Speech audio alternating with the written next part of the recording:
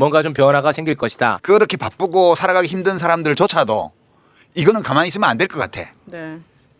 라고 분기탱천하는 어떤 일이 생길 것 같아.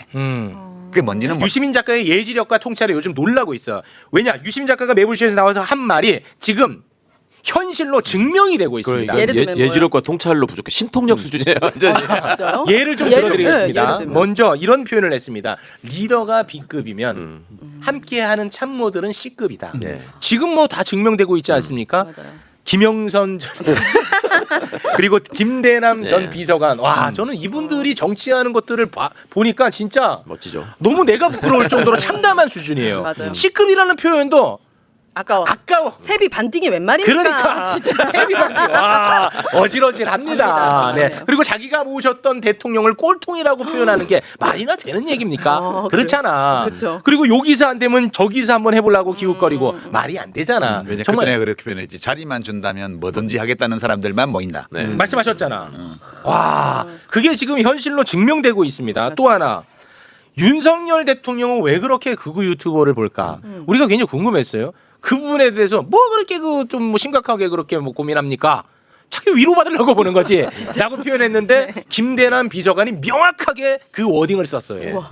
솔직하게 우리끼리 얘기지만 저거 없잖아. 뭐 방송 볼 만한 게 없잖아 지금 요즘. 예. 그러니까 이제 그 유튜브 글을 보시면 마음 편하시고 뭐 네. 위로도 삼고 그러시죠. 대통령이 그거 보면서 위로받으려고 본다. 위안받고. 명확하게 보셨잖아요. 예. 네. 원래 욕 먹을 때는 그런 게 필요해요.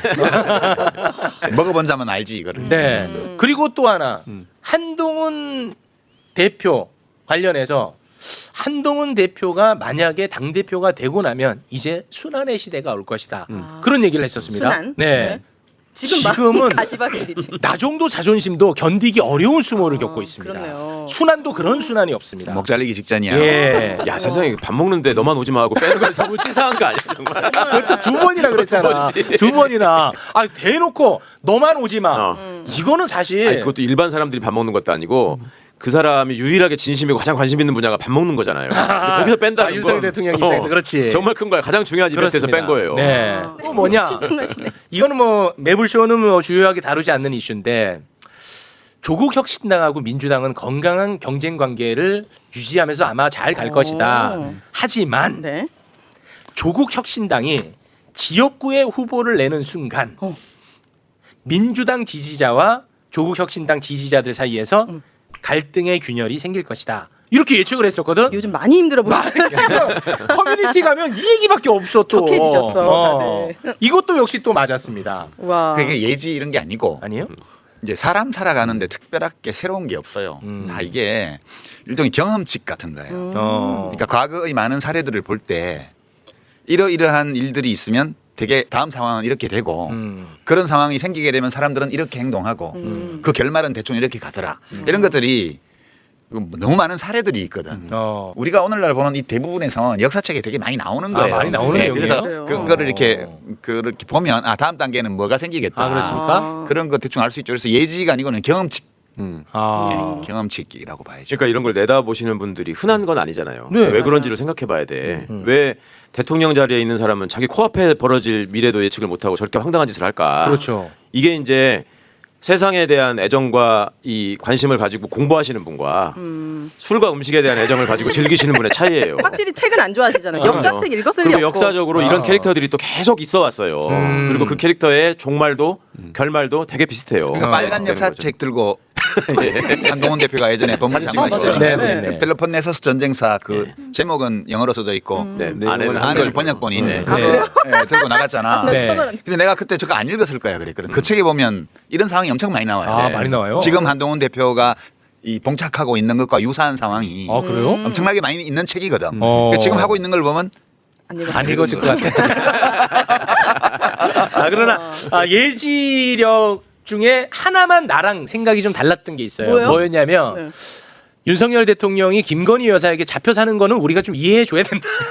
그런 얘기를 했었는데 네. 그 현실이 그런 거 같아요. 그것도 이번에 그 증명 비슷하게 그럼요. 됐습니다. 김건희 여사가 딱 얘기하면 바로 다이렉트로 이제 얘기하니까 바로 시쳐내는 것 같더라고. 그러니까 그러니까 예, 그거는 내가 그게 그 저기 있어. 그 와이프한테 상당히 잘 하더라고. 잘하는 게 아니라 꼭 잡혀 사는 거지 뭐 그냥. 잡혀 사는 거지 뭐. 그건 뭐 명확한 거죠. 네. 그거는 생물학적 법칙이라니까. 네. 하지만 이제 저는 그래도 이게 이제 공직에 있는 분들이 이거를 잘 컨트롤하지 않으면 안 되죠라고 제가 반발을 했었죠. 그 얘기할 때 우리 최진봉 교수하고 격하게 공감을 했었지. 나이가 들면 들수록 네. 뭐 아내 말을 잘 들어야 됩니다. 그건 또 마찬가지일 거예요. 내가 볼 때 별 차이가 없어요. 근데 우리 유 작가님이 최근에 쓰신 칼럼 제목이 김건희는 증상일 뿐 병의 뿌리인가? 병의 뿌리는 윤석열이다. 이러면서 윤석열 대통령이 잘못한 거다. 이 모든 원인 결과 다 책임져야 된다. 아주 긴 칼럼인데 제가 힘들게 읽었거든요. 대단하십니다. 저보다 좀 짧게 썼는데. 아 그래요? 근데 진짜 이 통찰력과 통쾌함과 네. 항상 궁금했던 것들이 이래서 이렇구나. 이게 매불쇼는 너무 게스트를 좋았어요. 이렇게 우쭈쭈 하는 경향이 있어요. 아니 유일하세요. 당신만 유일하다고 생각하시면 됩니다. 보통 기존으로 아니래요. 정신없는데 원래. 여기도 저 성과주의로 가기 때문에 조회수가 큽니다. 그런 제 자신이 너무 싫어요. 하지만 몸이 반응하니까. 맞아요. 선물 같은 일하고. 죄송합니다. 자, 지금 많이 당황하잖아. 계스트를 띄워주는 방송이라고 그러니까. 많이 당황해하잖아요. 여기는 진행자 아니야? 반 진행자입니다. 네. 자, 그래서 우리가 읽어내지 못하는 현상들이 또 많이 있을 겁니다. 그런 부분에 대해서 또 한번 행간의 의미 이를 좀 잘 짚어주시면 좋을 것 같습니다. 오늘도. 근데 그리고 오늘- 앞으로의 미래까지 또 한번 예지력을 발휘해 주시기 바랍니다. 사실 제가 팔자가 편한 게 저는 아무 노력을 안 하고 앉아서 그 탐사 전문 저널리스트들이 이명수 기자나 뭐 장인수 기자나 진짜 서울의 고마워. 설이나 뉴스타파나 이런 이제 그 온라인에 기반을 두고 있는 탐사 저널리스트들이 네. 열심히 노력해서 해주는 걸 그 정보를 가지고 이걸 하고 있어요. 네. 그게 우선 그분들 존경하고 네. 아주 감사하다는 말씀은 꼭 드리고 싶어요. 맞아요. 그런 분들 계시기 때문에 우리가 편히 앉아서 네. 이 정보는 이렇게 해석하는 게 맞는 것 같다. 이 정보에 비추어 볼 때 앞으로 이런 일이 생길 것 같다. 이런 예측을 할 수 있는 거거든요. 맞아요. 그래서 두 가지입니다. 제가 드리는 모든 말씀은 불확실하다. 불확실할 수 있다. 두 번째는 이 불확실한 이야기마저도 정말 인생을 걸고 탐사 저널리즘을 하는 그 저널리스트들 덕분에 네. 여기서 이런 얘기 할 수 있는 거예요. 맞습니다. 좀 네. 우리 매불쇼도 그분들에게 많이 네. 빚지고 있죠. 예, 맞습니다. 맞아. 아니 말 나온 김에 이명수 기자에 대한 이야기를 조금 잠깐 하고 싶은데 우리가 그 기존에 알고 있던 기자의 모습과 너무 다르잖아요. 그러다 보니까 약간 좀 저평가돼 있는 것 같은 느낌이 드는데 이번에도 그 공천 개입 의혹이라든지 이런 것들을 이명수 기자의 취재에 의해서 이게 나온 거란 말이죠. 심지어 11개월간 취재를 한 분이 이 한편으로 나오는 거야. 와. 진짜. 보통 이런 거 레거시 미디어들이 본인이 갖고 있는 자본과 인력으로 딱 멋있게 해야 되는데 안 네. 하니까. 그래서 저는 이 이명수 기자가 기존의 기자의 모습과 다를 뿐이지 이 사람은 정말 위대한 기자다 이런 생각을 하거든요. 대단한 일을 한 기자죠. 신개념 기자 어떻습니까? 이 레거시 미디어라고 말하는 소위 전통 언론 네. 또는 기성 언론이 그 큰 자본력으로 장비를 갖추고 뭐 기자실, 뭐 출입처 이렇게 해서 모든 기득권을 누리면서 그 속에 함몰되어가는 그 동안에 네. 아무것도 없이 그냥 진짜. 자기 인생을 갈아 넣어서 탐사 취재를 하는 기자들이 있는 거잖아요. 네. 이제 이런 기자들의 존재가 이 이동통신 기술이라든가 유튜브 플랫폼이라든가 생기기 전까지는 상상할 수가 없었던 존재들인데 네. 이게 가능해졌어요. 네. 그리고 우리 최욱 씨도 이제 국민들이 신뢰하는 저널리스트 멤버에 딱 12.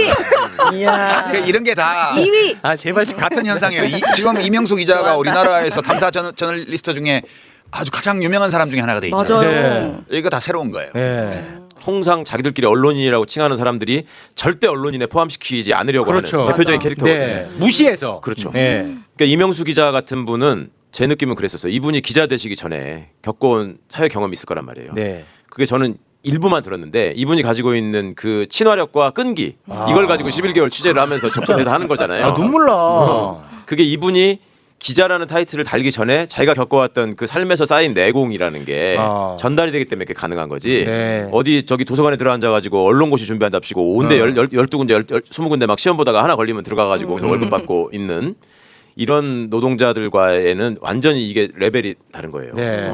아니 언론학자님, 이거 저널리즘 교과서를 바꿔야 될 것 같아요. 그러니까 기본적으로 이제 언론사들은 매일매일의 뉴스를 취재하는데 집중돼 있어요. 근데 그런 여러 가지 이유 중에 하나 뭐냐면 인력이나 재원을 어떻게 활용할 거냐의 문제에 있어서 그날그날의 뉴스 취재에 모든 게 목매고 있는 구조예요. 그러면 기획 취재를 하려면요 결과물이 나올 때까지 계속 돈을 투자해야 되는 거예요. 네. 근데 그걸 해줄 수 있는 기반이 돼야 된다는 거예요. 일단 본인도 희생을 하는 거지만 서울의 소리라는 매체에서 이명수 기자가 이걸 할 수 있도록 계속 보장을 해줘야 되는 거예요. 뭐 하루에 5개씩 기사 쓰고 그렇죠. 못해요 이거 절대로. 그러니까 못하죠. 이럴 수 있는 기반을 만들어주는 시스템이 있어야 된답니다. 그러니까 뉴스타파도 마찬가지. 뉴스타파도 국민들이 낸 후원금으로 운영이 되잖아요. 거기도 빨리 뉴스를 쓰라고 안 그래요. 기사를 빨리 쓰는 게 중요한 게 아니야. 서울의 소리나 아니면 뉴스타파나 이런데 우리가 많이 후원을 시민들이 해줘야 돼요. 후원을 하죠. 아 그러니까요. 네. 그 후원의 힘이 결국 이런 결과물을 만들어낼 수 있다. 네. 이게 저는 중요하다고 그러니까 생각합니다. 언론 저널리즘 문제와 관련해서 미리 짚어보는 게 좋을 것 같은데 제 판단에는 네.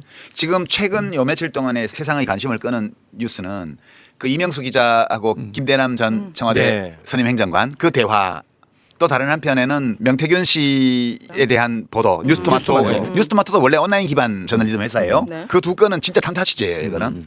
그리고 또 한쪽에는 그 도이치모터스 주가 조작을 둘러싸고 JTBC SBS도 살짝 지금 들어왔는데 네. JTBC가 단독 보도를 지금 수십 건을 했습니다. 맞습니다. 근데 그 내용은 보면 탐사가 아니에요.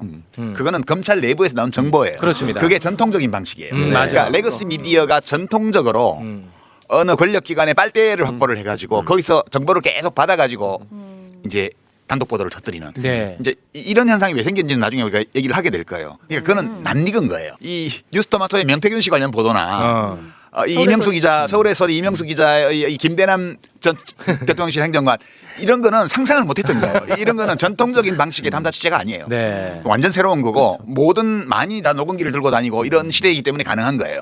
그래서 저는 이게 저널리즘 지형 변화를 굉장히 잘 보여주는 거고 그 둘 다가 같이 있어요. 지금 JTBC에서 하고 있는 거는 광산 캐는 거 비슷한 거예요. 그거는. 그 이쪽 뉴스토마토나 서울의 소리 쪽은 요거는 이쪽이 지질학이라면 이쪽은 기상학이야. 행위 주체들이 실시간으로 자기의 이해관계와 자기의 판단에 따라서 서로 상호작용하면서 정보가 나오고 있거든요. 네. 무지하게 재밌는 현상이에요. 그래서 저는 그걸 느꼈어요. 지금 작가님 말씀을 좀 보태자면 김대남 씨가 왜 이렇게 이제 본인의 육성이 공개되면서 이렇게 화제가 되느냐. 이 사람 머릿속에는 지금 작가님께서 설명해 주신 전통적인 방식의 저널리즘과의 관계 이게 남아 있는 거야. 그렇지. 그러니까 둘이 서로 주고받고 하면서 정보를 공유하고 같은 목표를 향해서 일정 부분 이익을 공유하면서 같이 가는 모습. 네. 그러니까 아니 동생이 이거 써주면은 내가 이거 또 이쪽에서 뜬단 말이야. 이런 얘기를 하는 거야. 그런데 이명수 기자는 아이고 아우님 요거 하나에 이제 그걸 기반으로 해서 친해지긴 했지만 네. 그 친분을 바탕으로 해서 이명수 기자가 공통으로 노려가지고 따먹어야 될 이익이 없는 거예요. 네. 그게 저는 기존 언론과 다른 거라고 생각해요. 그러니까 이명수 기자는 공익과 사적 인연과의 갈래길에서 네. 이거는 공익을 위해서 이런 사람의 대화, 이런 사람의 생각 이런 것들은 공개해야 된다라고 생각해서 아무런 거리낌 없이 공개를 한 거고. 네. 그런데 기존의 기자들이 만약에 똑같은 상황에 처해서 이런 얘기를 했다고 해도 당장에 여러 가지 자기의 어떤 이 이해관계나 또 이 사회적 지위나 인식 맞아. 때문에 타협할 수밖에 없거든요. 맞아요. 이 사람하고 이제 완전 등 돌리게 되는데. 맞아요. 근데 저는 그래서 그게 이명수 기자의 내공이다. 그렇습니다. 내가 탐사 전문 인터넷 기반 저널리스트라면 이 김대남 씨와 이명수 기자와의 대화 텍스트가 나왔잖아요. 예. 이거 보면 아니 세상에 대통령실에서 일을 했는데 근데 어떻게 대통령에 대해서 존경심은 고사하고 충성심은 고사하고 최소한의 존중하는 마음조차 1도 없는 아예 없어요. 사람이 예. 어떻게 대통령실에 들어갔지? 누가 넣었지? 이 사람을 어떤 경위로 이 사람이 대통령실에 들어갔지? 이거 탐사할 것 같아. 그러면 사실 이 김대남이라는 사람을 대통령실에 넣은 그 루트 거기 관련된 사람들이 좀씩 나오기 시작하면 네. 이게 나무로 치면 김대남은 잔가지에 불과해요. 이 기둥과 뿌리로 이제 들어가게 되는 거거든. 그래서 저는 어딘가 취재하고 있을 것 같아 지금. 그 뿌리를 알게 되면 뭘 할 수 있는데요? 그럼 우리가 이제 윤석열 대통령이 당선되던 무렵에 실세 또는 뭐 비선 이런 걸로 주체. 이름이 막 거론되던 어떤 사람들 이름이 새로 한 2년간 잠잠하게 사라졌다가 새로 튀어나오는 걸 볼 수가 있어요. 과거에 최순실 뭐 정윤회 문건 나왔을 때 그랬던 것처럼. 네. 좀 저는 틀림없이 누군가는 파고 있을 것 같다 이거를. 그런 느낌이에요. 그거를 찾으면 이 네. 국정이 어떻게 움직이는지 그거를 이제 파악할 수 있겠죠. 그래서 많은 걸 알려주죠. 이 정부의 정권에 대해서. 이 지적하신 부분이 이제 저런 것들을 따라가다 보면 어떤 수준의 사람들이 어떤 생각을 가지고 무엇을 위해서 모여 있는 집단인가가 드러날 수밖에 없다. 이제 이 말씀이신데 조금만 보충하자면 왜 이제 유시민 선배님께서 어떻게 대통령실에 근무하는 사람이 저런 식의 이만큼의 존중도 없지 이렇게 말씀하셨잖아요. 네. 이게 그냥 같이 근무하는 상사에 대해서 왜 저렇게 존중감이 없지 이 말씀의 차원을 넘어서는 격에 있다고. 그러니까 청와대 근무를 해보면 네. 정말 새벽부터 나가가지고 네. 일주일 내내 쉬는 날이 토요일 오후밖에 없어요. 와. 그거를 계속 최소한 1년 동안 빽빽이를 도는 건데 와. 그거를 지탱하는 힘이 뭐냐면 내가 앞에 서 있는 대통령을 모시고 뭔가 이 나라를 조금 더 나은 곳으로 가는데 동참하고 있다라는 나름의 사명감. 사명감과 자부심에서 오는 흥분이 있거든요. 아. 그 마라톤 뛰는 분들이 정말 힘들 때 러너스 하이라는 게 온다 그러잖아요. 어느 순간이 넘어가면 도파민이 미친 탁 것처럼 나온다. 일하는 거야 청와대 예. 대통령실에 있으면서. 그게 없으면 정말 너무 힘들어요. 아, 그게 그렇겠다. 어디 가가지고 접대받을 시간도 없어 바빠가지고. 그렇겠어요. 그런데 이 사람들은 그런 게 전혀 없이 저기 가가지고 모여 있으면서 아직까지도 그 내부에서 제대로 된 정보를 전달하지 못하고 있다. 그래서 대통령을 가상 현실 속에 사는 이상한 사람으로 만들어 놓고 있다. 아. 내지는 그걸 자초한 사람의 책임도 물론 크지만 네. 이거는 이 정권의 본질을 보여주는 거예요. 아. 아니 본인이 모셨던 대통령한테 지가 뭐냐 지. 그거는 진짜 난 너무 충격이었거든요. 아니 그런 마인드로 방금 말씀하신 것처럼 어떻게 일을 하겠어. 못하지. 그러니까 예. 최강욱 의원이 얘기했던 것처럼 그런 마인드라면 정말 대통령을 위해서 일하겠지만 지금 그 사람이 얘기했던 지가 뭐 이런 얘기를 한다는 것은 그냥 자기 자리, 자기 욕심 채우기 위해서 그 자리에 들어간 거예요. 그리고 네. 유시민 작가님 얘기했듯이 누군가가 집어넣어서 들어간 거지 본인이 정말 대통령을 위해서 열심히 일해야겠다는 마음 일도 없는 거예요. 누가 기본적으로. 넣었지? 난 그게 지금 엄청 궁금해요. 알고 계신 거 아니에요? 예, 고 분석 네. 잠시 후에 이야기 나눠보기로 하고요. 네. 일단 유시민 작가를 제가 잘 다룰 줄 압니다. 오, 네. 유시민 작가가 더 재밌게 방송을 하기 위해서는 열받게 해야 되거든. 그래서 열받게 하려고 합니다. 오, 어떡해요? 네, 열을 한번 쫙 네. 끌어올린 다음에 그런 다음에 이제 본격적으로 출발을 하겠습니다. 네. 조선일보 김윤덕 기자가 화장실 청소 한덕수 총리를 만나서 인터뷰를 했습니다. 네. 근데 제가 이 인터뷰 기사를 보면서 내가 살아있음을 느꼈어. 왜냐? 읽는데 왜요? 불같이 화가 나고 아, 이 기사 때문에? 그리고 순간적으로 너무 민망해서 내가 막 오그라들고 그런 경험을 하면서 야 내가 살아있구나를 느꼈습니다. 네. 일단 그 첫 시작부터 좀 화가 나는데 이거 김윤덕 기자 난 뭐 누군지 잘 모르는데 이분 어쩌려고 이런 말을 썼나 몰라요. 첫 시작이 뭐냐면 응급 대란 없이 추석 연휴를 넘긴 한 총리를 서울 삼청동 공간에서 만났다. 미쳤구나. 아니 그 지극히 조선일보잖아. 아니 그건 지극히 정상적인 거지. 거짓이잖아요. 응급실 뺑뺑이로 지금 그냥 몇 분이 돌아가셨는데. 보도된 것만 해도 13분이 돌아가셨는데 이런 말 할 수 있습니까? 아, 나 김윤덕 기자. 네. 나 거기서 일단 화가 났는데 네. 한덕수 총리가요. 우리 유시민 작가님 이름을 거론을 했어요. 갑자기요? 네. 왜지 갑자기? 그래서 요거를 좀 화를 쫙 한번 돋우겠습니다. 그동안에 의료 개혁이 되지 않았기 때문에 지금 개혁적인 대통령 우리 윤석열 대통령님이 나서신다는 거야. 그렇게 연결이 되는 겁니다. 그러면 그동안에 왜 의료 개혁이 안 됐냐? 네. 그동안에 의료 개혁이 되지 않은 이유는 그 원흉은 바로 유시민이다. 갑자기? 설마? 아니야, 내가 지어내는 거 아니야. 자, 뭐라고 이야기를 했냐면요. 네. 노무현 정부 때 제가 한덕수, 네. 제가 경제부총리를 하면서 의료 시스템을 고치려 했는데 유시민 당시 보건복지부 장관에게 제가 졌습니다. 어머나. 유시민 때문에 의료 개혁이 안 돼가지고 지금 개혁적인 우리 윤석열 대통령이 개혁하느라 너무 힘들어합니다. 개혁 참 힘듭니다. 이런 식의 인터뷰를 했습니다. 웃긴다. 네, 슬슬 올라오잖아. 슬슬 올라옵니다. 아직 경제부총리가 의료 시스템을 갑자기 슬슬 올라오잖아요. 예. 아니 근데 반성하게 되던데 나는 이거 인터뷰 말 들으면서 예. 보시고 네. 그때 이제 한덕수 씨가 제가 처음에 장관 될 때는 이해찬 총리였고요. 예. 장관을 하는 대부분의 기간은 한명숙 총리였고요. 네. 제가 장관을 마치기 직전에 한덕수 총리가 제가 이제 총리를 3분을 모셨어요. 다 겹쳐요. 네. 오. 그랬는데 이제 이분이 총리되기 전에는 또 경제부총리였고 그 전에는 장관급인 국무조정실장이었어요. 이해찬 예. 총리가 계실 때는 그러니까 장관과 국무조정실장이고 다 저하고는 했네. 잘 지냈어요. 어. 이제 그 대학에 또 뭐 선후배이기도 하고 그래요? 또 능력도 있는 사람이었어요. 그러니까 어. 어떤 권한을 주면 그 부여받은 권한 범위 안에서 일을 잘 하는 분이었어요. 네. 그 당시에. 그래요? 네. 네. 그 총리로서 부총리로서 국무조정실장으로 잘 하던 분이에요. 근데 네. 왜 그랬지? 이제 왜 이렇게 됐지? 왜 이렇게 된 거예요? 그때 이제 의료산업선진화위원회라고 그게 총리가 위원장인 위원회가 있었어요.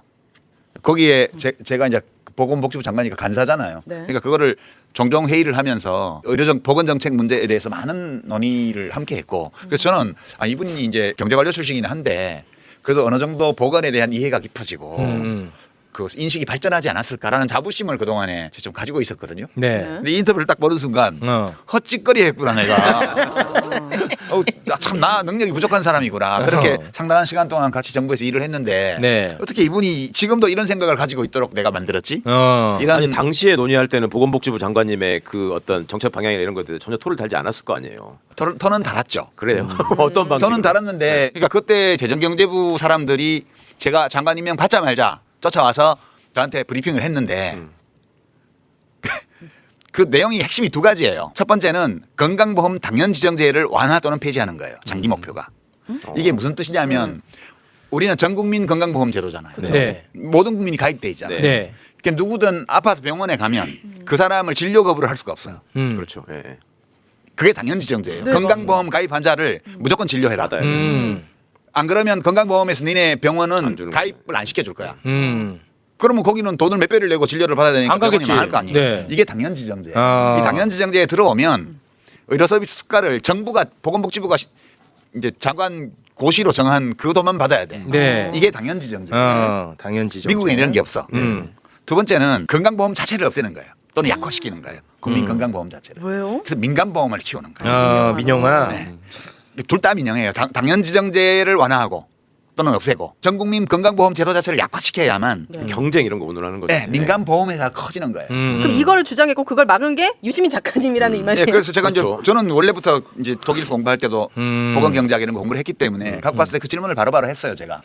이건 뭐 좋은 제안인데 생각해볼 수 있는 제안인데 이런 문제는 어떻게 할래요? 저런 문제는 어떻게 할래요?라고 이거에 대해서 답을 주시면 저도 한번 검토해 볼게요. 네. 근데 제가 1년 4개월 동안 장관 마치고 끝낼 때까지 답 못 가져왔어. 아. 이게 무슨 뜻이냐 하면 이 사람들은 미국이 좋다고 그러는데 그렇죠. 미국에서 배우면 절대 안 되는 게 두 개가 있어요. 맞아. 첫 번째가 총기. 아, 인간이 총기 소유하고 절대 안 하면 돼요. 절대 안 큰일 되고요. 나. 두 번째는 미국 의료제도를 하면 절대 안 돼요. 최악이죠. 그렇지. 저는 작가님 화나게 하려고 이거 들고 왔는데 얘기를 듣고 보니까 이게 간단한 문제가 아니라 결국은 그러면 윤석열 정부의 방향은 민영아 쪽 미국 의료 시스템 쪽으로 가려고 하는가 보네. 국힘 쪽은 원래 그래요. 그러니까 이 인터뷰를 보면 우리나라 진짜 큰일 났다 그런 진짜 그러네. 생각밖에 안 아 들어요. 이거 유시민 개인의 문제가 아니었어. 네. 네. 아. 그래서 그 얘기의 결론으로 그래서 윤석열이 가장 개혁적인 대통령이고 그 대인이시라고 아무도 그런 황당한 생각을 하지 않고 추진하지 않은 정책을 막 하니까 저분은 대인이시고 그러니까 가만히 있으면은 불안하지라도 않죠. 그러니까 우리가 이제 인생의 교훈은 얻을 수 있죠. 나이가 들면서 더 현명해지는 분들도 있지만 네. 그 반대인 분도 있다. 진짜 왜 그러는지 모르겠네. 윤석열 대통령이 어떤 사람이냐고 물어봤더니 대인이시고 네. 제일 개혁적인 대통령이시다 이렇게 얘기를 했어. 이분 진짜 하버드 나왔죠. 네. 진짜 전 국민 만신당하면서 왜 이렇게 살아요? 돈도 많으신 분이 그냥 돈이나 그럼요. 쓰고 살지. 늙은 하버드, 젊은 하버드, 하버드가 뭐야? 그렇네. 이준석도 하버드 나왔어. 하버드가 그 얘기 하신 거야. 하버드하고 설법대가 제일 문제라니까. 알겠습니다. 자, 그러면 이제 열기가 조금 올라왔으니까요. 자, 그럼 본격적인 이야기 나눠보도록 하겠습니다. 이제 끝날 시간 된 거 아니에요? 아니, 이제 시작이에요. 무슨 말씀이세요? 아까 그 김대남 비서관의 녹취에 대한 이야기를 좀 나눴는데, 김대남 녹취를 통해서 우리가 읽지 못하는 현상을 포착해내는 능력이 있는 분이고 이분은 또 청와대 경험자시니까 우리가 못 읽는 부분들이 좀 있을 것 같습니다. 어떤 부분에 주목을 하셨는지 그 부분을 일단 좀 말씀을 해주시죠. 그러니까 대통령 권력의 핵심이 인사예요, 인사. 네. 입법권은 국회에 있기 때문에. 인사하고 예산 편성권. 물론 예산 편성권은 국회 입법 예산 심의권이 있기 때문에 반밖에 없는 거고 예산에 관해서는. 전적으로 갖고 있는 건 인사권이죠. 그러니까 대통령 권력의 가장 큰 부분은 인사권이에요. 아, 인사가 힘이다. 네. 근데 결국은 검사들이 충성하는 것도 아직 대통령 임기가 많이 남아 있고 이제 새로 저 검찰총장 된 그 심우정 검찰총장 임기가 2년밖에 안 되니까 그냥만 임기는 대통령 임기보다 더 일찍 끝난단 말이에요. 그러니까 자기가 이제 꿀보직 받고 뭐 이렇게 승진하고 하려면 충성을 해야 되니까 검사들이 뭐 이재명 대표 때려잡는 일에 저렇게 앞장서서 하는 거 아니에요 지금. 네. 그렇게 돼 있는데 인사를 대통령이 기자회견했잖아. 예. 그때 나와서 뉴라이트 독립기념관장에 네네. 대해서 모른다. 뉴라이트 뭔지 난 잘 모르고 그냥 추천위원회에서 1순위로 하면 1순위로 하는 거고 저기가 대통령 노릇을 안 하고 있다는 자백이잖아. 그렇습니다. 너무 놀랐어. 나는 그것도. 그러니까 인사를 딴 사람이 하고 있다는 뜻이에요. 대통령은 그냥 사인만 하는 거야. 본인이 얘기했어요. 그러니까 김대남처럼 대통령에 대한 충성심이나 존경심이 1도 없는 사람이 선임 행정관까지 했다는 거는 대통령실 인사조차도 대통령이 안 하는 거다. 그럼 누가 하지? 하물며 그러면 내각이나 네. 또 산하기관, 공공기관 이런 데는 말할 나위도 없다. 네. 대통령실에 대통령을 보고 지라고 그러는 사람을 행정관으로 쓰는 인사를 하는데 그 무슨 대통령의 권력이 어디 있어요? 지금은 대통령실만 있는 거지. 사실 대통령의 권력은 공백 상태라고 봐야 돼요. 그러니까 원래 대통령실은 우리나라에서 최고로 엔트로피가 낮은 조직이에요. 우리가 엔트로피가 낮다는 건 매우 안정. 질서정연하게 안정적인 짜여 있다는 뜻이지. 엔트로피가 낮은 상태로 어떤 걸 조직하려면 에너지가 들어가야 돼요. 그 에너지를 공급할 수 있는 게 대통령의 권력이에요. 대통령의 권력으로 대통령실에 아주 높은 수준의 고도의 질서를 구축하는 거예요. 그게 대통령의 통치 철학, 대통령이 설정한 목표, 그 목표를 이루는 데 필요한 정책 수단, 정책 수단을 잘 알고 있는 인재, 이 모든 것이 잘 짜여져 있는 것이 원래 대통령실이에요. 네. 그래서 이 고도의 질서라고 그러는 거. 이 고도의 질서를 엔트로피가 낮은 상태의 조직을 만들고 유지하려면 힘이 작용해야 되는데 네. 그것이 대통령의 권력이에요. 근데 대통령이 지금 난 잘 몰라. 그냥 1순위로 와서 사인한 거야. 이렇게 말을 하고 있잖아요. 그렇습니다. 그 얘기는 여기 대통령실과 정부의 고도의 질서를 조직하는 데 필요한 힘이 작용하고 있지 않다는 뜻이에요. 그러면 대통령의 권력이 작용하지 않으면 그 일종의 진공 상태가 발생하니까 네. 다른 게 밀고 들어오는 거죠. 거기를. 그렇겠죠. 다른 게. 그래서 누가 제일 먼저 들어오겠어요? 김건희. 야, 정답이에요? 두 분은 일심동체. 와, 그걸 바로 한 방에 맞춰버리네. 이게 한 방에 맞는 너무 당연한 거 아니에요? 당연해. 바로 옆에 있는데. 윤석열과 김건희는 참 쌍둥이처럼 떼놓을 수가 와. 없죠. 그러니까 거기를 밀고 들어온 거예요. 그러니까 저는 김대남 행정관은 김건희 씨 쪽에서 넣었다고 봐요. 왜냐하면 그 텍스트를 이렇게 보면 김건희 여사에 대해서는 나쁜 말을 한마디도 안 해요. 아니, 나쁜 말까지 가기 전에 여사가 좋아할 거라고 막 그래. 김건희 여사에 대해서는 김건희 여사라고 꼬박꼬박 붙여요. 그렇죠. 윤석열 대통령에 대해서는 지가라고 합니다. 바로 아니 진짜 그래. 그러니까 대통령실 인사권조차 김건희 여사 쪽에서 행사하고 있는 거예요. 지금 이걸로 추측해 보면. 와, 이거 어지럽다. 그러면 김건희 씨 혼자서 다 할 수가 없잖아요. 그렇겠죠. 그러니까 김건희 씨가 믿을 만한 사람이 있어야 돼. 그게 그게 총선 나가서 떨어져서 다시 공직기관 비서관을 갖고 이원모. 그런 사람들이 주변에 있는 거야. 이원모. 한동훈은요? 어떻게 된 거야? 한동훈은 이따 지금... 야 지금 날아간 사람 얘기할 시간 없어. 날아갔어요, 야 그분? 지금 날아갔는데 가만히 있어. 이따 얘기해 그거는. 네. 한동훈도 원래 한때는 거기를 밀고 들어와서 뭘 좀 하려고 했는데 지금은 이제 튕겨나갔죠. 아이고야. 그 안에서 자기는 뭘 해야 되는 사람인데 이제 나중에 우리 얘기하겠지만 네. 좀 더 큰 뜻이 있어가지고 너무 들떴어. 엉뚱한 데가 있어요. 너무 조금만 들떴다고. 다른 관점에서 말씀을 보태자면 대통령이 인사권을 가지고 청와대의 질서를 유지하는데 그게 무너지고 공백이 생기면 무슨 일이 생기는가를 말씀해 주신 거잖아요. 박근혜 정부 때도 거의 똑같은 일이 있었습니다. 제가 공직기관 비서관을 할 때 조응천 의원이 초선 의원으로서 박근혜 정부의 공직기관 비서관이었잖아요. 그래서 제가 그 경험을 좀 들어보려고 만난 적이 있어요. 그때 이분이 말씀을 해주시는데 박근혜 정부 때 정말 자기가 제일 힘들었던 일이 인사안을 올리면은요 거기다가 이제 후보자들을 한 30명 써가지고 올리잖아요. 그럼 거기다가 대통령이 체크를 해서 내려보낸대요. 대면 보고를 안 받고 관저에서 뭔가 별도의 일을 하시는 분이니까 그렇게 하면은 이게 숨실 씨가 와가지고 다 예, 뭔가 체크가 돼서 내려오면 그걸로 이제 이분을 하셨구나 점지하셨구나라고 해서 이제 다음 인사를 하는데 어떨 때 보면 네. 이게 이렇게 돼 있다가 갑자기 점이 찍혀서 올 때가 있고 네네. 어떨 때는 아예 그것도 발견하기 힘든 때가 있대. 그러면 그걸 놓고서 모여서 회의를 한다는 거 이게 무슨 의미입니까? 이거를 직접 가서 물어볼 수 있는 사람이 아무도 없대요. 아무도 없어. 왜요? 관저가면 승질내니까 대통령 거기 계시는데 일단 정호성 이런 사람들이 문고리들이 문도 안 열어주고 그러니까 물어볼 사람이 없대. 그 자기들끼리 모여서 회의를 한다는 거야. 그래서 세월호 참사 났을 때도 네. 그 뒤늦게 나오셨죠. 수석이 보고서 들고 와서 문 앞에 놓고 오잖아. 맞아, 그렇죠, 맞아. 만날 예. 수가 없잖아. 예. 자전거 타고 막 쫓아가고 예, 급하면. 맞아. 그러니까 그런 일이 늘 있었는데 아. 그렇게 되니까 그 공백을 채우는 사람들은 네. 이제 문고리들이나 그다음에 김기춘은 그나마 비서실장이 그나마 다행이라는 거예요. 그러니까 이 사람들이 그냥 지나가면서 그거 김이에요. 이렇게 하면 그렇게 된다는 거예요, 그냥. 그러니까 그런 식으로 인사가 벌어져 자기는 망할 줄 알았다. 그런 얘기를 했고 또 하나는 저는 그 생각을 했었거든요. 저도 어디 가서 강연할 때가 되면 대통령이 어떻게 나라를 이끄는 줄 아십니까? 독재 정부와 민주 정부의 차이는 민주 정부의 대통령은 인사권을 중심으로 나라를 끌고 갑니다. 근데 독재 정부는 인사권과 폭력을 가지고 끌고 갑니다. 제가 보기에. 이 폭력이라는 게 두 가지가 있는데 물리적 폭력을 구사하는 군대 그다음에 합법성의 외피를 가장한 검찰. 요걸 가지고 그렇지. 상대를 주눅들게 끌고 가거든요. 네. 근데 지금 이게 이제 이 윤 김 공동정부잖아요. 그러니까 제가 보기엔 역할 분담을 한 것 같아요. 이건 폭력 및 음식 담당. 여기가 인사 담당. 계란도 말아야 되고 그래서 끓여야 되고.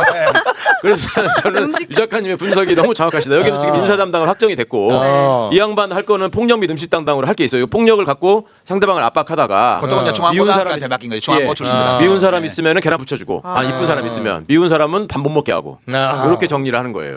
그렇게 분담이 명확하게 돼 있다. 확실한 공동정부. 진짜. 근데 이게 이제 바로 우리 오연혜 씨가 뭐요? 바로 그럼 이 공백이 생기면 진공 상태에 뭐 누가 제일 먼저 밀고 들어와요? 김건희. 김건희가 제일 먼저 밀고 들어온 네. 거고 당연한 건 너무 자연스러운 거예요. 근데 혼자 메울 수 없어. 예. 그럼 왜냐하면 이제 원래 대통령들이 매사를 다 대통령이 자기가 다 세세히 할 수 없기 때문에 네. 내가 이거를 대충 하면 공백이 발생한다는 걸 알아요. 네. 그러니까 일정 영역에서 나 대신 그 문제를 다뤄줄 사람을 비서실장이다 누구다 이래서 자기와 함께 고도의 질서를 구축할 것으로 믿을 만한 사람들한테 위임하잖아요. 뭐 그렇겠죠. 근데 이제 우리 윤석열 대통령은 아무에게도 위임을 안 하고 그냥 안 해. 위임도 안 하고. 그 위임하면 다행인데 위임도 안 하고 안 하니까. 네. 또 김대남이 그거 지적했습니다. 위임이라도 좀 하지. 만약에 그걸 잘 모르겠으면 예. 전문가들한테 좀 제대로 맡기든지 CEO라 해가지고 그럼요. 전문 경영인한테 맡기든지 예. 이것도 아니고 전문 경영인이 떠들면은 자기가 자기 주장대로 다 해버리니까 바로 입국 다물고 가만히 있지. 차라리 와이프한테 위임이라도 하지. 위임도 안 하고 안 하니까 네. 배우자 입장에서 보면 답답할 거 아니에요. 저 남자 뭐 힘도 못 쓰고 방구나 끼고 벗기고. 이런 남자인데 저 대통령이 돼갖고 저러고 있으니까 나라도 해야 되겠어. 어머나. 너무 자연스러운 거예요. 그다음에 이제 모피아들이 있죠. 네. 모피아들이 지금 1년에요 1,000억 원어치 이상 국유자산을 팔아치우고 있어요. 계속 지금. 몰래 다 에? 팔죠. 계속 지금 진행되고 있다고요? 네. 재작년에 1,200억 원어치인가 팔았고 작년에도 거의 900억 원어치 팔았을 걸. 금년에 얼마인지 내가 좀 통계 확인 안 해봤는데 그 문정부 때는 1년에 뭐 꼭 팔아야 될 거 이런 거 필요 없는 거 이런 거 한 60억, 70억 이 정도 팔았어요. 6, 70억. 네. 근데 지금 15배를 팔고 있다고. 근데 그 자잘한 물건들이에요. 그 아는 사람만 알아. 그러니까 지금 김대남 씨의 텍스트가 중요한 이유가 거기 보면 김대남이라는 이분이 왜 대통령실 행정관으로 일했냐 하면 자기를 위해서 일을 했잖아. 네, 맞습니다. 내가 출세하기 위해서 네. 총선에도 나가고 뭐 네. 구청장이라도 하고 오로지 이 사람의 관심은 자기가 어떤 자리에 가는 것밖에 없어요. 매우 분명하더라고요. 예, 그래서 서울보정보험 감사자리까지 결국 갔잖아. 네. 그러니까 이 지금 대통령실이 자기 자신의 이익을 위해서 일하는 사람들로 채워져 있어요. 맞아. 그러니까 모피아들도 그렇게 하고 있는 거고. 그다음 뉴라이트. 그게 이제 MB 사람들이에요. 김대남 씨 텍스트에 보면 MB맨들이 너무 다 해먹어. 네. 이 얘기가 지금 인사 쪽에 김태효 씨의 영향력이 굉장히 크게 들어와 있다는 것을 방증해 주는 거예요. 그럼 쑥대밭이에요. 와. 그러네. 이게. 그러니까 국민들이 이렇게 죽어나가고 힘들어 죽겠는데 아무도 신경 안 쓰는구나. 그럼요. 자기 자리에만 관심이 그러니까 있으니까. MB 사람들이 많이 들어온다는 게 김대남 씨 입장에서 왜 불만이겠어요. 이게 지금 서로 누가 많이 먹나 경쟁을 하는데 저쪽 팀이 자꾸 하나가 와가지고 지 편을 자꾸 끌고 들어와가지고 더 먹는 거야. 내가 먹어야 되는데 아유. 그게 너무 힘든 거고 아까 제가 말씀드린 거 이어서 말씀드리자면 그 육체적 정신적 스트레스를 극복할 수 있는 그걸 완전 능가하는 엄청나게 큰 맛있는 이익이 있어야지만 그걸 견딜 수 있는 거죠. 그렇지. 생활을. 맞아. 그런데 내가 먹어야 되는데 자꾸 딴 사람들이 와서 그러니까 그럼 또 짜증나고 얼마나 화나고. 싫겠어요. 네. 그 이혼모도 너무 미워하잖아. 예. 저기 뭐라고 저걸 경력도 없는 걸 갖다 나이도 어리는데. 그거는 이제 여사님 라인에서도 주도권 다툼이 그렇죠, 있는 그렇죠. 거죠. 그 내부에서도 네. 그러니까 서로 싸우는 그게 너무 여실히 느껴지는 게 주도권에서 본인이 밀렸다는 걸 본인이 확인하잖아. 그렇지. 그때 굉장히 괴로워하더라고. 근데 그 사람 상당히 괜찮은 사람이에요. 왜냐하면 김대남이요? 네. 왜 괜찮냐 하면 자기가 그 공천 탈락하고 그냥 전략 공천했는데 야 내가 와서 이혼만 따까리 하고 있다 이런 얘기를 하잖아. 네, 하더라고요. 시다발이 하고 있다 뭐 이런 네, 거. 네. 근데 이거 열심히 해서 그래도 잘 보여야 그 다음이 있지. 네. 이런 이성적인 판단을 하잖아. 감정을 억제하고 그러면 이제 내가 경선할 때까지는 이렇게 극우 뭐 이런 걸로 좀 하고 맞아. 일단 당원들한테 어필해가지고 후보가 되고 나면 그다음에 5.18 관계자도 만나고 대통령보다 나아. 전략적이다. 네. 저는 진짜 화났었는데. 대통령 하면 좋겠더라니까 차라리. 저는 그 용인 처인구 주민이라 그 사람들 이거 뭐 걸어놓은 걸 지나면서 봤는데 그러니까 이원모가 처음에 와가지고 시내 중심가에 큰 건물 하나 잡아가지고요 용인 구시가지에다가 윤석열하고 찍은 사진을 왕따만하게 걸었어. 근데 지나가다 보고 저거 떨어졌다 이렇게 생각을 했는데 김대남이 그 얘기를 하잖아. 그래서 그래도 대통령 사람이니까 해서 내가 현수막을 한동훈님 거 빼고 그 저기를 대형 현수막을 걸었지. 예. 그러니까 그 걸자마자 지지율이 내가 뚝 떨어지지. 내가 야 이거 골 때리네. 야, 그 걸었더니 16%가 한 번에 떨어졌다. 나중에 제가 궁금했어요. 이원모는 적어도 이원모는 윤석열 사진을 끝까지 걸어야 되는 관계잖아요. 그렇죠.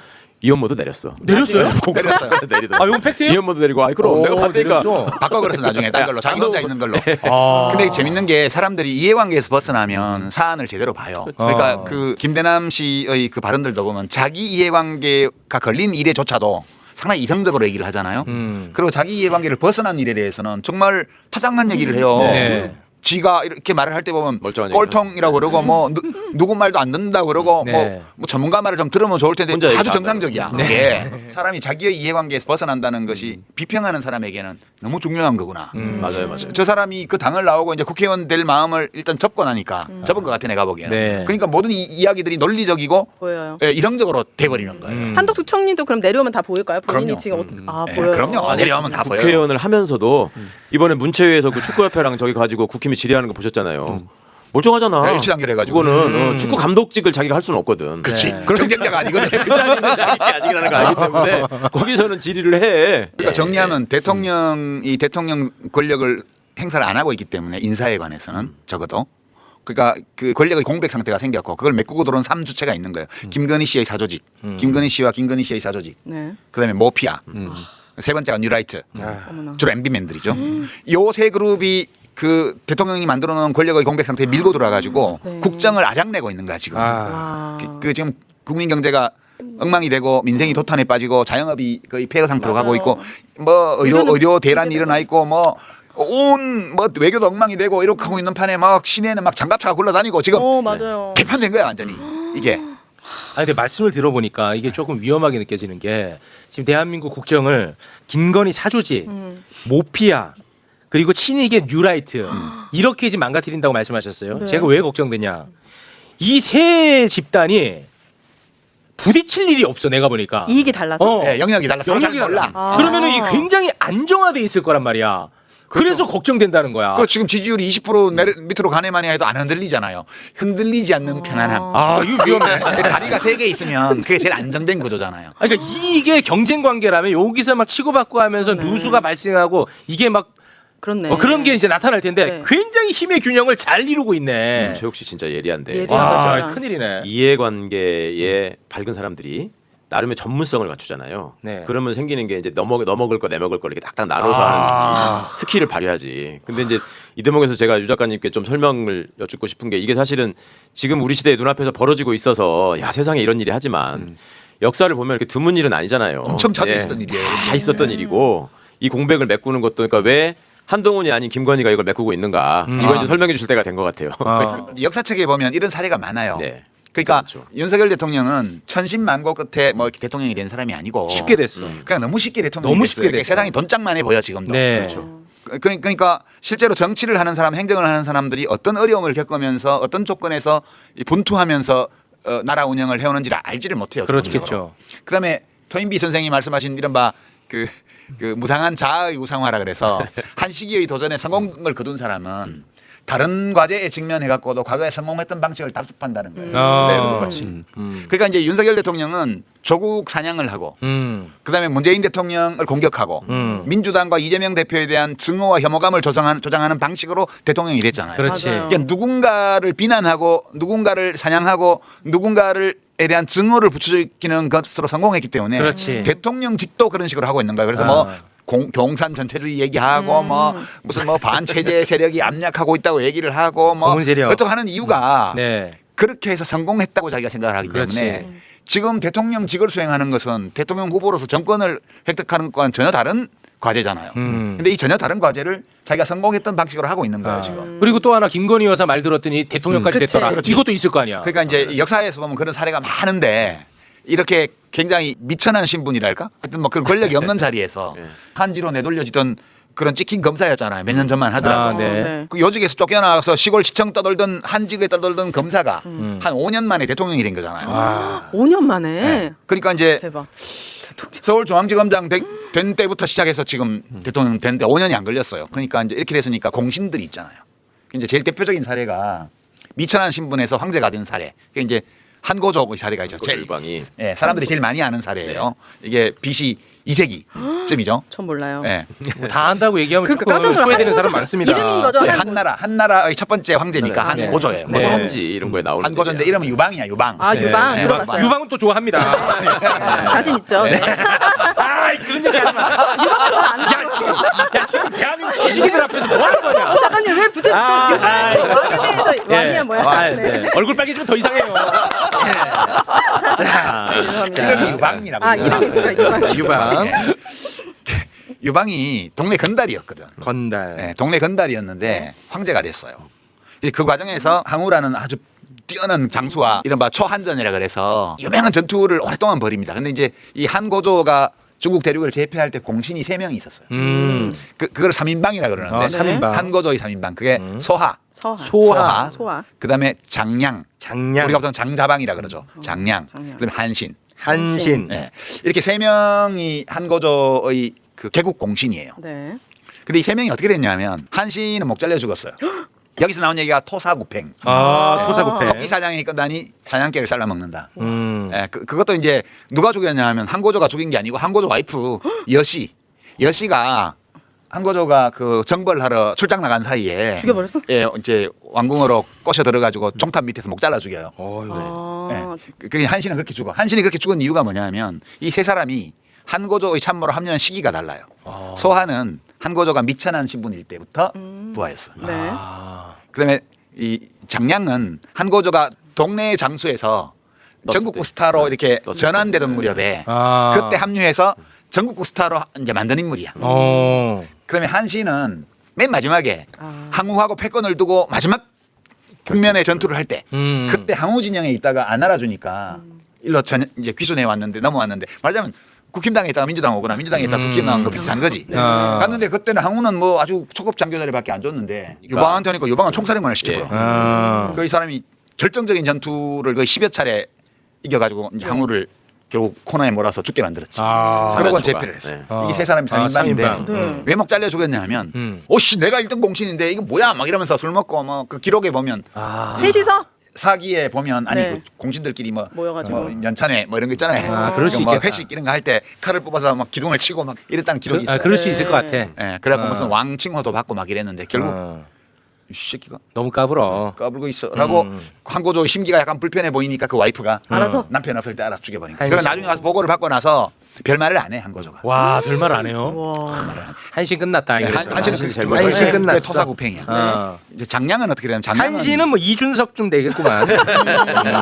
장량은 이 사람은 이제 제갈공명 같은 책사인데 책사 요즘 책사가 유행이더라 명책사. 명태균. 네, 책사인데 이 사람은 자기 있으면 죽을 것 같아가지고 계속 사표를 내요. 오. 이렇게 신선되는 법을 연구한다고 그러면서 이제 오늘 R&D 하러 가야 되니까 나 사표 내야 돼. 그래가지고 계속 사표를 내고 뭐 벼슬 준다 해도 안 받고 이러다가 결국 사표가 수리돼서 도망가요. 오. 시골로. 똑똑하네. 그래서 살았어요. 살았어요. 오. 유시민. 오래오래 살았어요. 소환은 어떻게 되냐? 소환은 지금으로 치면 총리, 그러니까 재상이 되어서 네. 재상. 한고조의 재상이었을 뿐만 아니라 한고조 와이프가 자기 남편 죽고 나서 허소아비 왕 세워가지고 수렴청정하고 이럴 때 그때도 계속 대를 이어서 재상을 하면서 부귀영화를 다 누리고 자연사 할 때까지 살다 죽었어요. 소화가요? 그래서 이제 무슨 이 사례를 왜 드냐면 대통령의 권력 핵심이 인사권이라고 그랬잖아요. 그러면 인사를 대통령의 실무를 자기가 다 할 수가 없으니까 나를 대리해서 누군가가 인사 실무를 다 담당해줘야 되잖아. 네. 뒷조사도 하고 뭐 평판조사도 하고 뭐 면접도 해야 되고 뭐 다 누가 해줘야 되잖아. 네. 선택은 내가 하더라도. 근데 그 일을 소화가 한 거예요. 그 인사를 다 소화가 했어요. 이거를 받아들여야 돼. 이게 권력의 기본 생리이기 때문에 인사는 최고 권력자의 권력의 핵심이기 때문에 우리 대통령이라면 대통령의 인사권 행사와 관련해서 일하는 사람은 대통령을 가장 오래 모셔왔고 일찍 모셨고 제일 잘 알고 뭐 그렇겠죠. 충성심이 뛰어나고 그리고 대통령이 믿을 만한 사람이 이걸 해야 돼요. 원래는 한동훈이 딱이지. 딱이지. 검사할 때부터 쫄랑쫄랑 했으니까. 네. 근데 이제 그 얘기 나중에 하고 지금 한동훈이 왜 못하냐 하면 김건희 씨가 그걸 하기 때문에. 김건희 씨가 소하의 자리에 들어가 있는 거예요. 그래서 지금 공다툼이 나는 거야. 김대남 씨가 아씨 MB들이 너무 많이 들어왔어. 네. 여기 자기는 여사님 라인인데 이 업무가 뭐라고? 여사님 라인 안에서 또 경쟁이 치열해. 그러니까 지금 제가 보기에는 그 한고조의 3인방 중에서 소하 역할을 누가 하고 있냐면 김건희 씨가 하고 있는데 이게 수준이 너무 낮아. 아. 그러니까 막 본인이 극우- 다 하려고 인사 수석도 없애버리고 꼬마 데려다가 인사비서관 안 치고 이제 이렇게 한 건데. 그래도 소환은 한고조의 말을 들었을 것 같은데. 소하는 엄청 유능한 사람. 근데 김건희 아, 여사는 유능했고. 윤석열 대통령 말을 안 듣잖아. 소하는 말도 못하게 유능한 사람. 이 네. 사람이 그 한고조 와이프가 여후라고 여시 황후가 그 한신을 꼬여들여가지고 불러들여서 무장도 안 하고 혼자 들어오게 한 다음에 잡아서 목 잘라 죽일 때 네. 그 한신을 들어오게 한 인물이 소하예요. 권력은 비정한 거거든. 자기가 천거해서 총사령관 만들었던 친구인데 소하가. 아, 그걸 들어오라고 해가지고. 권력은 그렇게 비정한데 지금 우리 상황은 유능한 소화가 필요해요. 모든 권력자는. 뭐 참여정부 그렇겠죠. 때 노 대통령 때도 그 안희정 이광재 씨가 네. 청와대 처음에 초기에 인사 이런 거 하고 있을 때 천정배 의원이 밖에서 막 돌 던지고 난리가 났잖아. 아. 청와대 86들이 뭐 무슨 대통령 눈가기를 가리고 있다는 등막 모든 정부마다 다. 통기탱천했죠. 이거는 아. 진보 정부든 보수든. 보수 정부든 이거 대통령 중심제 국가에서는 이 인사권을 둘러싸고 그 일을 누가 하느냐를 가지고 싸움이 나는 건 불가피해요. 아, 자연의 섭리네. 자연스러운 근데 거. 잠깐만 보충해드리면 유승민 씨가 청와대 얼라들이라고 얘기하고 하면서 불만을 터뜨린 것도 똑같은 거고. 그렇죠. 아. 박근혜 그다음에 정부 예, 때. MB 정부 초기에 정두원 이상득, 아. 정두원이 저 형제나 이런 사람들 물러나야 된다고 했다가 네네, 날아갔잖아. 날아가버렸죠. 네. 이게 원래는 그것도 아. 정두원 씨가 했어야 맞는 거예요. 아, 소화를? 네. 소화를. 아. 근데 이상득 씨가 하니까 그 아, 문제가 소화를 생긴 이상득이 하면서 이게 문제가 생겼고. 네. 전두환 때도 쓰리허가 몰려나는 경우가 똑같은 거 아닙니까? 거예요. 허합병, 뭐 허문도, 허삼수. 허삼수 이 예, 사람들. 예. 아, 이 섭리야. 김건희 씨가 이걸 쥐려고 하는 강력한 욕구도 있었지만 또 한동훈의 욕망도 배제할 수 없죠. 나는 거기 가서 꼬마로 참모 안 하고 저한테는 바깥에서 더 큰 자리를 달라. 당신도 대통령인데 나라고 안 될 게 뭐냐 이제 머릿속에 그런 생각이 있었던 그렇지. 거죠. 아. 그 지금 분명히 있지. 한신의 위치로 가고 있는 거예요. 아이고, 아, 이거 한동훈. 큰일 났네. 그러니까 한동훈 대표는 원래 소화 자리로 가는 게 맞는 사람이에요. 아. 뒤에서 문자 돌려서 기자들 쪼물락쪼물락 하고 그렇죠. 예. 인사권 이렇게 해가지고 사람들 말 듣게 하고 이런 거를 하면 잘 할 사람이야. 그래서 자꾸 부인이 연락하면 씹는 건가요? 불러 들어오면 모가지 잘릴까봐. 소화 아, 자리를 그런데 두고. 소화 자리를 두고 한신의 역할로 점점 가고 있다. 그렇죠. 큰일 났네.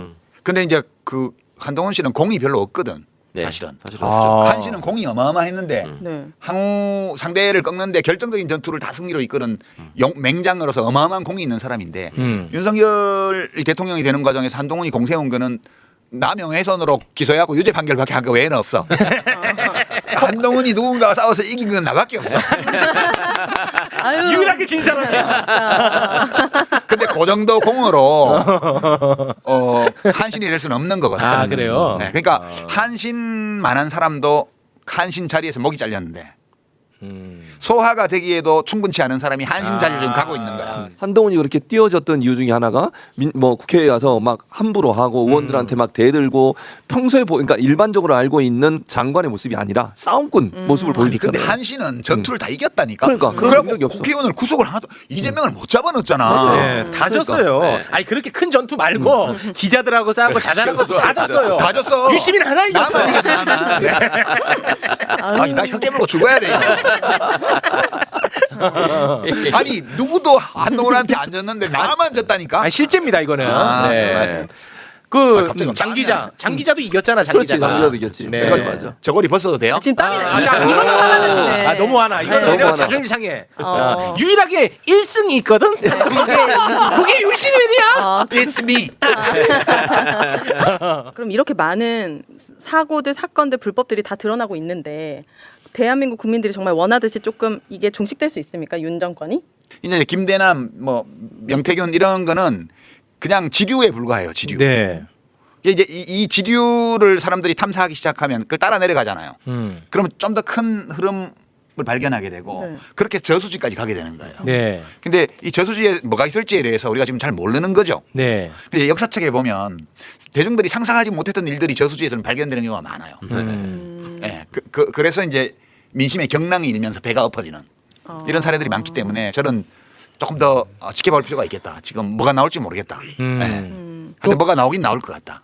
그런 느낌이에요. 그러면은 앞으로 그 저수지에 뭐가 나오는지 저수지. 그것에 따라서 민심이 요동칠 거고 민심이 요동치면 국민의힘 내부에서도 뭔가 좀 변화가 생길 것이다. 그렇게 바쁘고 살아가기 힘든 사람들조차도 이거는 가만히 있으면 안 될 것 같아. 네. 라고 분기탱천하는 어떤 일이 생길 것 같아. 그게 뭔지는 몰라도. 그러면 이제 그게 어디서 나타나냐 하면 주말 집회에 사람이 확 늘어나는 시점이 올 거예요. 그게 매번 그랬어. 네. 쭉 하는 동안에 사람들이 알고는 있는데 그냥 안 나와. 살기 힘들고 바쁘고 이러니까 그냥 있다가 도저히 못 참아서 확 나가는 때가 있어요. 그때가 언제냐? 그때가 오면 예, 이제 뭐 큰 더위도 가셨고 하니까 때가 다가오고 있지 않냐. 그런 아, 느낌은 좀 있습니다. 계절 이슈가 있습니까? 그죠, 계절도. 계절 이슈가 이건 생각하지 못했네요. 6월 항쟁이 괜히 6월에 일어났겠어요. 계절 이슈가 있어. 겨울이 더 유리하다는 거죠? 겨울로 갈수록. 봄 가을이 좋죠. 가을이 네. 내년 봄은 안 좋죠? 안 되죠? 내년 봄까지 가면 안 되죠? 네.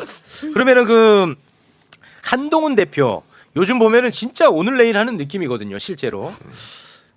마무리는 어떻게 될 거라고 보세요? 마무리는 이제 보궐선거가 안 좋게 나오면 보궐선거 예, 결과에 의총 따라서. 열려갖고 와다다다 해갖고 너는 뭐 이렇게 될 가능성이 많죠. 그럼 보궐선거라 하면은 그 부산 예. 금정구청장 거기가 제일 중요해. 나머지는 별로 그게- 중요하지 않아요. 거기 강화 중요할 것이다. 군수나 강화도도 지금 좀 꼬였어요. 그 공천 인천시장- 받은 사람이 지금 기소됐잖아요. 네. 강화도. 그래요? 예. 지난번 지난번 선거 때 총선 때 뭐 한 것 때문에 어저께 기소됐다고 기사가 거기다 또 떴어요. 안상수 씨가 또 무소속 출마했잖아요. 출마했죠. 인천시장까지 하고 강화군수 공직을 안 하면 못 견디는 사람들이 그냥 있어. 목에 거미줄이 쳐지나 봐. 그러니까 한동훈의 세계에서 해석을 해보자면 한동훈은 왜 당대표가 되려고 했을까? 왜 되고 싶었을까? 이걸 보면 이 친구의 세계관에서는 당대표라는 자리가 서울중앙지검장이고 그렇지. 그다음에 그걸 거쳐서 대통령, 검찰총장 되는 코스로 안 거예요. 왜냐하면 그동안에 어떤 자리만 최선을 다해서 먹으면 그다음에는 당연히 이게 따라왔거든. 그렇지. 조직의 보호와 조아리는 사람들과 이런 게 맞아요. 따라왔는데 정치판은 그게 아니거든요. 지금. 아. 그러니까 그거를 본인이 진짜 다른 사람도 아니고 뭐 장재원만 해도 좀 권성동만 해도 본인이 이해를 할 거야. 근데 추경호 같은 사람이 옆에 앉아가지고 뭐라고 얘기만 하면 바로바로 받아쳐버리는 바로 공격해 그 세계관에는 있을 수 없는 일이 지금 벌어지고 있기 때문에 그러니까 사람들도 안 만나고 반신욕만 한대잖아. 누가 반신욕이요? 그래요? 그 얘기. 한동훈 반신. 반신욕 오른쪽부터 한대요. 왼쪽부터 한대요.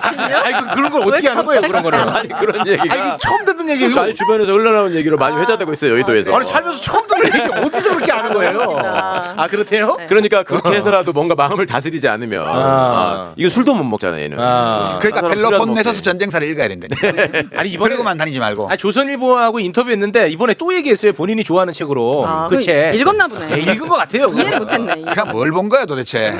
그럼 이제 펠로폰 내서서 전쟁사를 안 되면 사기 열전. 사기 열전. 네. 알겠습니다. 그 그럼 한신에 관한 챕터를 다 읽어보라고. 네. 자, 그럼 끝으로 짧게 요거만 하고 마무리 짓겠습니다. 보궐선거 얘기 나왔으니까 민주당과 조국혁신당과의 관계. 요거 지금 커뮤니티 상에서는 굉장히 뜨겁습니다. 실제로. 그리고 몇몇 정치인들끼리도 굉장히 갈등 구조가 각이 많이 서 있고요. 네. 요건 어떻게 봐야 됩니까? 진짜 두 분도 그 심각한 문제로 보세요? 그렇지 세 않나요? 분도?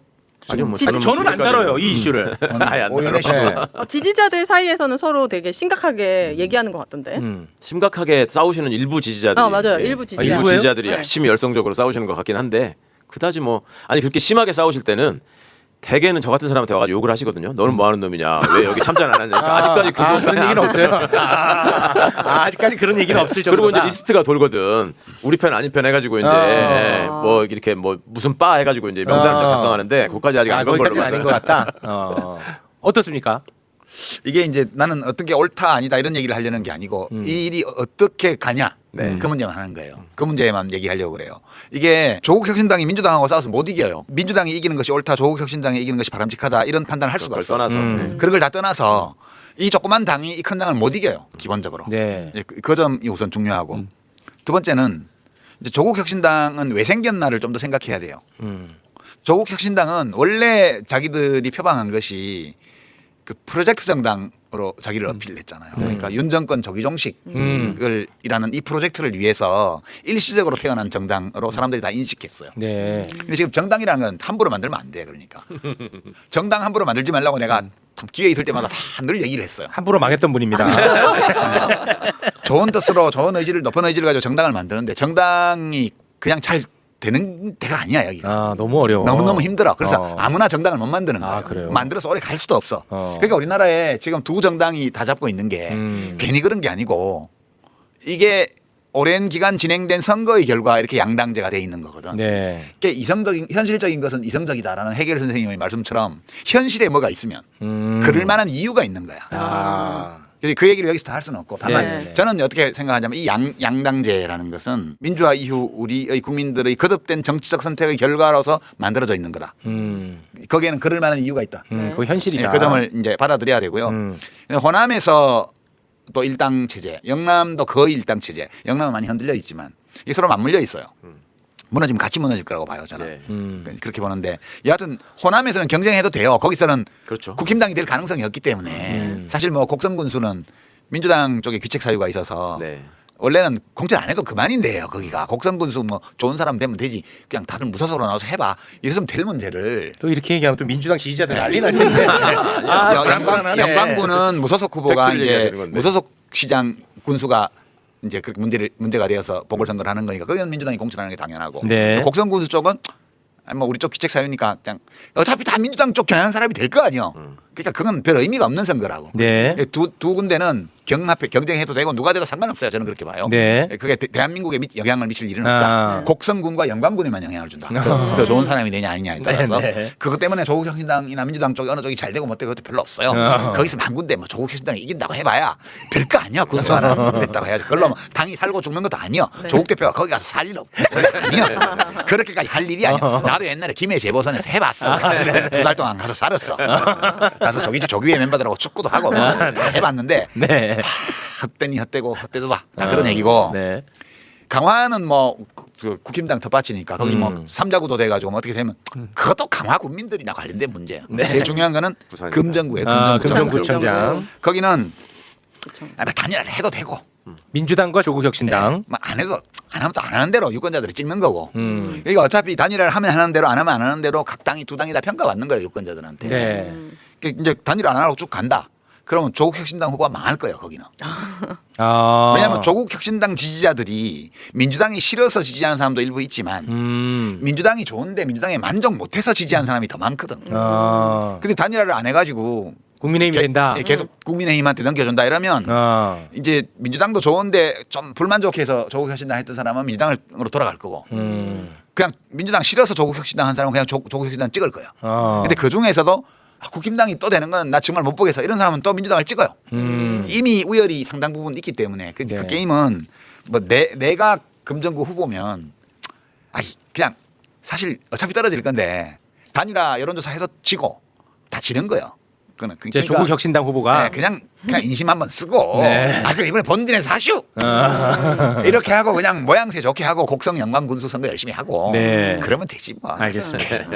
그만 죽고 사는 문제 아니야. 그러니까 그럼에도 뭐 불구하고 저는 어떻게든 단일화가 돼서 네. 두 대표가 좀 함께 선거운동을 해가지고 이기는 모습. 요 검정구에서 그건 조금 보고 지면 싶어요. 한동훈 대표 쫓겨날 거예요. 그럼요. 그럼요. 바로 그게 그거야. 굉장히 의미가 있잖아요. 금정에서 그건. 만약에 민주당이 승리하면 바로 한동훈 대표는 비대위 체제로 가자고 안에서 얘기가 나올 수밖에 없어요. 아. 그게 키예요. 그러니까 네. 금정구청장이 그만큼 중요하다니까요. 그러니까 강서구청장 선거 이상의 판단을 가져올 그런 수 거. 있는 여지가 그리고 좀. 이제 조국혁신당에 제가 좀 안타까운 것은 호남에서 뭐 선거운동 할 수 있다고 봅니다. 또 유시민 작가님 말씀하신 경쟁할 수 있는데 호남의 민주당이 일당 독재를 얘기하고 이런 부분 너무 지나친 표현이라는 생각이 들어요 개인적으로. 네. 그러니까 경쟁을 하되 좀 그 서로 잘하겠다는 경쟁을 했으면 좋겠어. 이봐요. 굉장히 열정적으로. 야, 우리 파는 사람 많다니까요. 아니 저는 그거 봐요. 아니 경쟁을 하지 말자는 게 아니고 그러니까 공격의 포인트가 국민의힘처럼 하면 안 되잖아요. 알겠습니다. 아니 그 그러지 않았으면 영광 좋겠어요. 곡성 두 군데 구수선거인데 영광은 후보들 몇 면을 보면 원래 민주당 하던 분들이 나눠져가지고 지금 하는 거잖아. 네. 탈당해서 곡성은 원래 민주노동당 하던 쪽에 분이. 뿌리를 둔 농민회 하던 분이 하던 거예요. 네. 그 조국혁신당 알겠습니다. 후보가. 그럼 뭐 사실 뭐 그냥 조그만 냄비에 라면 하나 끓이는 선거여가지고 알겠습니다. 라면 좀 퍼져도 별 상관없어. 작가님, 이 파트 길어지는 거 좀 원치 않습니다. 네. 자, 요 정도로 마무리를 짓도록 하겠습니다. 네. 몰입하는 사람 있잖아요. 제가 얘기했잖아요. 아니 몰입하는 거 예. 아니에요. 좀 정정당당하게 하자 이런 얘기죠. 알겠습니다. 네. 자, 그러면 여기서 마무리를 짓도록 하겠습니다. 유시민 작가님은 책임감을 갖고 좀 나오시면 좋을 것 같습니다. 너무 어떤 그 관전자 입장으로 남아있지 마시고 책임감을 갖고 그 책임은 매불쇼 출연으로 다 해주시기 바라겠습니다. 자, 그럼 오늘은 여기서 마무리 짓겠습니다. 함께해 주신 네 분 대단히 고맙습니다. 감사합니다.